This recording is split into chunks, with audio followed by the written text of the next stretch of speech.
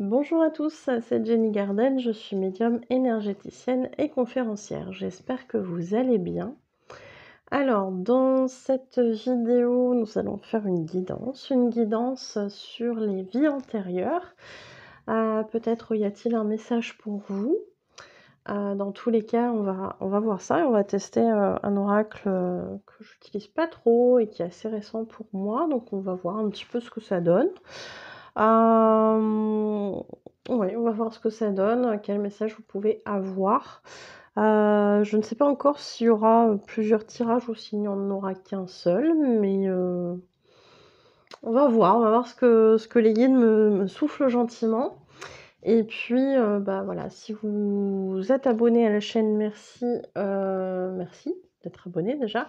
Et si vous ne l'êtes pas encore, n'hésitez pas à vous abonner et à cliquer sur la clochette pour être prévenu des nouvelles vidéos. Merci beaucoup. Pour ceux qui ont envie de tester une prestation, prestation que vous retrouverez à la fin de la vidéo, vous aurez aussi mes coordonnées pour prendre un rendez-vous avec moi. Donc, on va aller faire ce tirage. N'hésitez pas à poser, je sais pas pourquoi je vous dis ça, n'hésitez pas à poser une question aussi sur une des problématiques peut-être de votre vie. Je sais pas si ça vous répondra. Mais visiblement, voilà, il y a peut-être quelque chose qui pourrait être de cet ordre-là, avoir une réponse, peut-être à un questionnement en particulier sur votre vie actuelle qui vient des vies antérieures. Allez, c'est parti. Alors, j'ai préparé mes pierres, puisque entre le moment où j'ai mis sur pause pour cadrer le tirage, j'ai eu la notion qu'il fallait 2 tirages. Donc, je vais les préparer ici devant vous, parce que c'est pas l'état des tirages, ils sont pas prêts. C'est en fait les catégories de cartes. Ici, vous avez les périodes de l'histoire où telle chose a pu se produire, ou un événement a pu se produire. Ici, vous avez la personne que vous avez pu être, ici sur ce deuxième paquet. Et ici, sur le troisième paquet, vous avez l'événement que vous avez pu vivre, la blessure que vous avez pu expérimenter, qui a peut-être encore des conséquences sur votre vie actuelle. Donc, pour ça, il est nécessaire de la guérir. Et pour guérir les blessures de vie antérieure, pour éviter les schémas répétitifs, dans votre vie, eh bien, il y a plusieurs techniques que je pratique. Donc, soit l'hypnose régressive, soit les soins énergétiques au tambour chamanique. Donc, vous verrez en fonction de ce qui vous parle. Je vous évoquais peut-être la possibilité de poser une question. J'espère que vous aurez la réponse, mais peut-être qu'il y aura une autre réponse qui viendra. Vous verrez, accueillez. Si ça vous parle pas, ça vous parle pas. C'est pas grave, c'est pas un souci. Et puis, bah, vous verrez la prochaine fois si ça vous parle. Allez, c'est parti, on va préparer les 2 paquets. Allez, dans une vie antérieure, à quelle période de l'histoire avez-vous vécu? On est à la recherche de réponses. Qu'est-ce qui s'est passé qui aurait pu causer des soucis dans votre vie actuelle? Qu'est-ce qui peut se répéter? Hop. Et on va faire la même chose pour le deuxième paquet. Ok.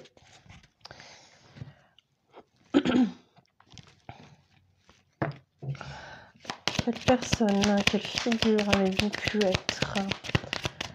Qu'est-ce que vous avez vécu qui se répète dans votre vie actuelle? Oh, ça fait beaucoup.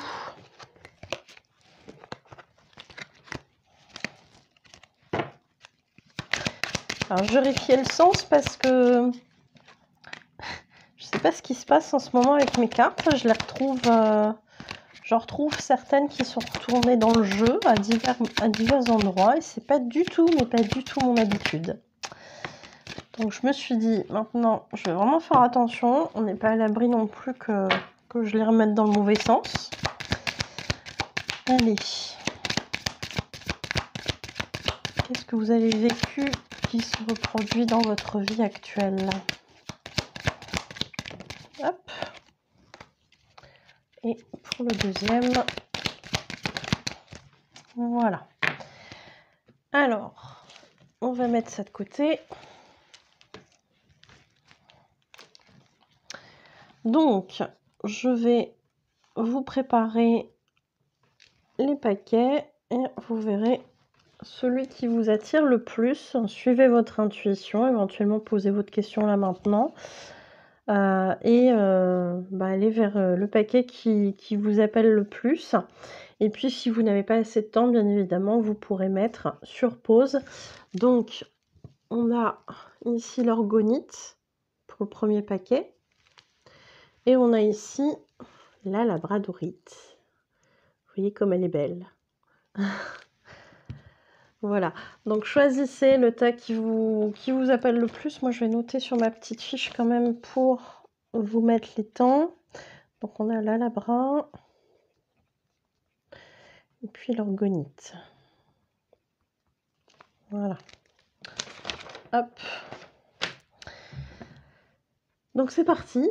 Si vous n'avez pas encore eu assez de temps, mettez sur pause. Mais on est parti. Du coup, on va commencer par l'orgonite.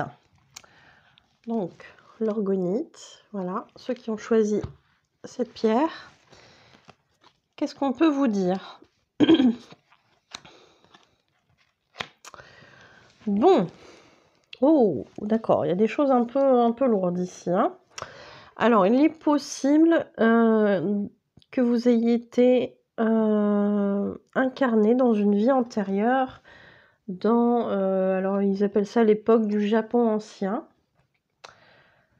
Alors, pour les personnes qui auront vécu des vies antérieures dans certains lieux, il est possible, donc là on a tiré cette carte, par exemple que ces personnes puissent avoir soit une attirance envers ce pays, se sentir proche de cette culture japonaise, aimer voilà, la gastronomie, etc. de ce pays. Comme il est possible aussi, s'il y a eu des choses un petit peu compliquées à vivre, qu'ils soient complètement répugnés par ce pays, ses traditions, etc. etc. hein. Il se peut qu'il y ait carrément une aversion aussi, hein, donc ça peut aller dans un sens ou dans un autre. Parce que vous aurez vécu là-bas. Donc s'il y a eu des choses plutôt agréables, etc., il est possible que vous vous sentiez attiré par la culture japonaise. S'il y a des choses un peu compliquées, il est possible que ça réveille en vous des choses difficiles et que du coup vous ayez comme une aversion envers ce pays. Les guides sont en train de me dire que c'est pas parce qu'on a vécu des choses difficiles qu'on aura forcément une aversion envers ce pays. Donc on peut aussi sentir qu'il y a quelque chose de lourd, mais pour autant continuer à être attiré par cette culture japonaise. Donc à voir comment ça résonne en vous. Qui vous étiez? Visiblement un artisan, donc quelqu'un qui travaillait possiblement avec ses mains, à qui on faisait appel voilà, pour divers services, divers peut-être constructions, créations. Donc il y a peut-être quelque chose à voir là-dedans. Peut-être avez-vous l'habitude de travailler plutôt seul. Peut-être avez-vous l'habitude justement ou peut-être, oui, mais êtes-vous toujours aussi artisan dans cette vie actuelle, ou peut-être vous auriez voulu être artisan. En tout cas, il y a parfois des choses, alors ça peut être qui vous ramènent à votre vie, à votre vie antérieure en fait. Donc ça peut être soit dans le côté je suis attirée par ça, soit dans le côté je suis vraiment, j'ai une aversion en fait, hein. Je ne veux pas y retourner. Donc tout dépend de la vie antérieure en tant que telle, comment elle s'est passée. Mais il est possible qu'il y ait ce genre de choses. Peut-être que du coup, vous gardez de ça le fait d'être doué avec vos mains, par exemple, le fait de réussir à créer quelque chose, etc., etc. Alors tout dépend du travail d'artisanat dont on parle ici aussi, hein, parce que c'est varié. Hein. Mais j'ai cette notion-là, donc à voir. La notion de création me parle aussi pas mal, hein, donc il y a peut-être des choses à voir. Donc si vous vous demandez d'où vient votre créativité, il est possible qu'elle vienne d'une vie antérieure. Qu'est-ce qui a pu se passer dans cette vie antérieure qui peut potentiellement encore vous bloquer aujourd'hui? Ici, alors une carte assez lourde, on a la carte du meurtre et de l'assassinat. Alors moi je la prends dans les deux sens. Soit vous êtes une personne qui a commis cet acte sur une autre, vous avez tué, vous avez assassiné quelqu'un, et on le sait, on a tous été à un moment donné dans nos vies antérieures, dans une ou plusieurs vies, dans au moins une, voire plusieurs vies, quelqu'un de mauvais. Quelqu'un qui a fait des mauvaises actions selon notre perception humaine. Parce que là-haut, effectivement, ils n'ont pas la même jauge de ce qui est bien et de ce qui est pas bien. Il y a la notion d'action, mais sans forcément avoir cette notion de jugement bien, pas bien. Donc il y a des actes, il y a des conséquences qu'on doit assumer, etc. Mais il n'y a pas forcément cette notion de bien et de mal là-haut. Par contre, oui, il y a des polarités. Il y a deux extrêmes, le chaud, le froid, par exemple. L'amour, la haine, par exemple. Mais là-haut, il n'y a pas de jugement. Donc, cette carte, j'y reviens, elle peut être dans le sens de vous avez commis un meurtre, un assassinat sur quelqu'un d'autre, peut-être même sur des animaux, je ne sais pas. Et ça engendre chez vous certaines choses. Peut-être, tout dépend de ce qui s'est passé dans cette vie antérieure, parce qu'il peut y avoir plein de choses. Est-ce que ça a été commis parce que c'était une façon de vous défendre? Est-ce que ça a été commis sous le coup de la colère, de la jalousie? Est-ce que ça a été commis parce que, par exemple, il fallait tuer un animal pour le manger? Il peut y avoir plein de choses, mais en tout cas, il y a cette notion peut-être de culpabilité. Donc à voir si vous vous sentez particulièrement coupable en présence d'une personne que vous côtoyez de près ou de loin, peut-être effectivement que vous avez commis cet acte sur cette personne dans une vie antérieure. Et qu'aujourd'hui, vous vous sentez redevable envers elle. Puisque le karma le dit, quand on fait quelque chose, il y a toujours une conséquence. Et dans une autre vie, il y a une forme de réparation envers cette personne. Vous voyez, hein, j'ai essayé de faire ma phrase sans dire on fait quelque chose de mal, il faut qu'on le compense par quelque chose de bien dans une vie d'après. Hein, parce que j'essaie de coller à cette spiritualité où, quelque part, il n'y a pas de bien, il n'y a pas de mal, il y a un acte et il y a des conséquences, en fait. Donc j'espère que vous l'aurez compris là-dessus, mais j'en doute pas. Alors ça, c'est une solution, c'est une possibilité. C'est-à-dire que c'est vous-même qui avez tué, assassiné quelqu'un ou un animal, peut-être. Dans l'autre cas de figure, il peut y avoir aussi quelqu'un qui a commis cet acte sur vous, quelqu'un qui vous a tué, quelqu'un qui vous a assassiné. Et dans ce sens-là, il est possible que dans cette vie actuelle, vous ayez quelqu'un qui, pour le coup, ait peut-être de la culpabilité vis-à-vis de vous et essaie de réparer quelque chose, mais sans savoir quoi. Comme si elle vous devait quelque chose, cette personne.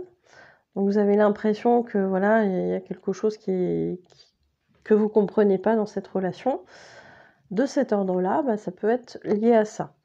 Mais de votre côté, vis-à-vis de cette personne, peut-être que vous pouvez ressentir une forme de méfiance, de trahison, de colère, d'injustice.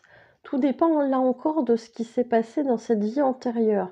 Les scénarios sont nombreux, hein, possiblement. Donc on ne peut pas voir ça. Là, on est sur une guidance générale.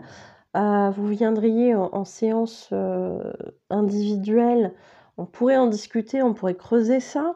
Mais là, on est sur une guidance générale. Donc c'est impossible de dire qui a fait quoi ou qui a reçu telle ou telle chose. Donc ici, on a ça possiblement. Donc il est possible que vous ayez en tête que quelqu'un vous doit quelque chose aussi, ou que vous ayez aussi peut-être de la peur envers cette personne, de la méfiance, une notion de trahison, etc. Tout dépend du contexte. Donc, c'est possible qu'il y ait encore cette chose-là à évacuer. Alors comment ça marche? On peut le faire en soin, on peut le faire en hypnose ésotérique. Donc ça, c'est des choses, si vous sentez qu'il y a quelque chose de très lourd, on peut l'évacuer comme ça, via les soins ou l'hypnose ésotérique. Je vous remercie pour votre écoute, je vous souhaite une belle journée ou une belle soirée en espérant que ça vous a apporté des réponses. Merci beaucoup. Et puis, pour les personnes qui ont choisi, du coup, je vais remettre ça là. Pour les personnes qui ont choisi la labradorite, je vous en fais profiter en même temps, elle est tellement belle. Eh bien, on va regarder le tirage. Qu'est-ce qui vous dit le tirage? Je ne sais pas si je peux vous l'orienter pour vous en profiter tout le tirage. Allez, petit plaisir des yeux en même temps.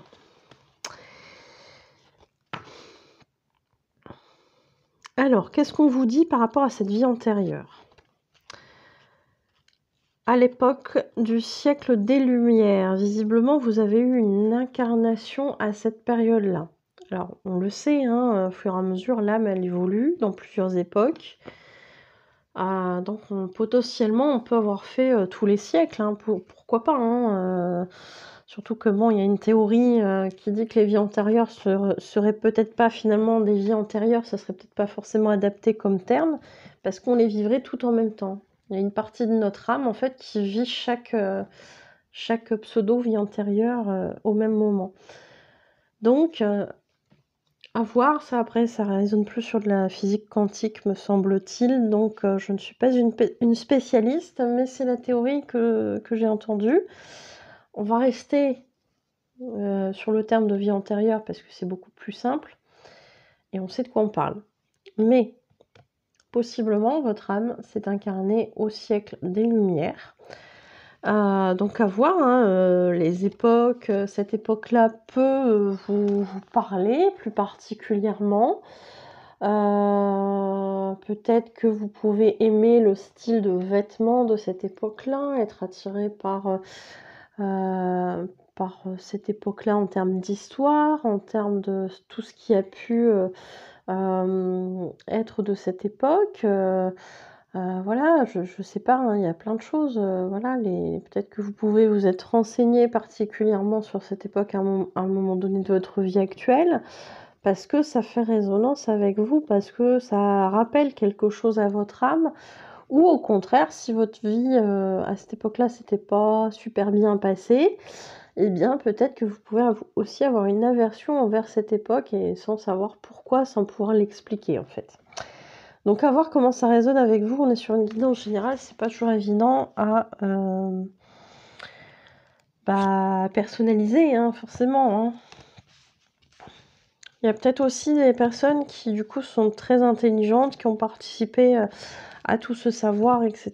Pourquoi pas.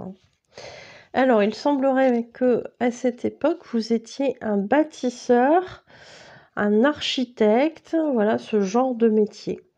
Donc, il est possible que par rapport à ce métier dans une autre vie, vous ayez encore aujourd'hui la notion que construire quelque chose, c'est important. Alors, plus ou moins dans le côté matériel, pourquoi pas aussi dans le côté symbolique, ça pourrait aussi se concrétiser comme ça. Mais pour beaucoup, peut-être que la notion de travailler avec les mains, de construire quelque chose, de construire un projet, peut-être que vous aimez aussi le côté architectural des bâtiments, des maisons, etc., etc. Il y a peut-être ces notions-là aussi là, dans votre vie actuelle. Peut-être qu'il y a la notion de faire attention justement aussi à comment sont faites les constructions, les bâtiments, les normes, etc. Il y a peut-être ce souci-là aussi de votre côté. Donc à voir, il y a peut-être des choses comme ça. Vous me direz si ça vous parle. Peut-être que c'est important pour vous d'être dans ce domaine-là. Peut-être qu'il y a des gens qui sont dans le bâtiment, peut-être dans l'architecture, etc.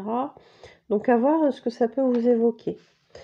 Alors, bon, carte pas facile non plus, puisque a priori, il y aurait quelque chose en rapport avec le feu dans cette vie antérieure. Alors, le feu, ici, on vous parle d'incendie. Ici, il y a une maison, justement. Une maison qu'on a peut-être construite. Est-ce que vous n'avez pas cette phobie du feu? Parce que bah, ça pourrait ressortir comme ça. Est-ce qu'il y a une phobie du feu? Parce que dans cette vie antérieure, peut-être que vous êtes décédé dans les flammes.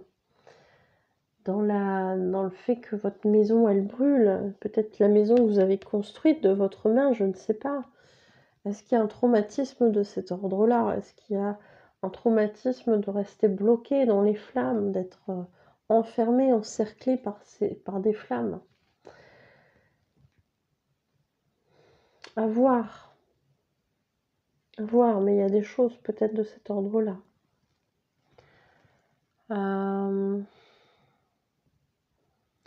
Alors, est-ce que le feu vous fait peur ou au contraire, est-ce qu'il vous fascine? Parce que dans les vies antérieures, on peut retrouver aussi des explications de pourquoi le feu nous fascine.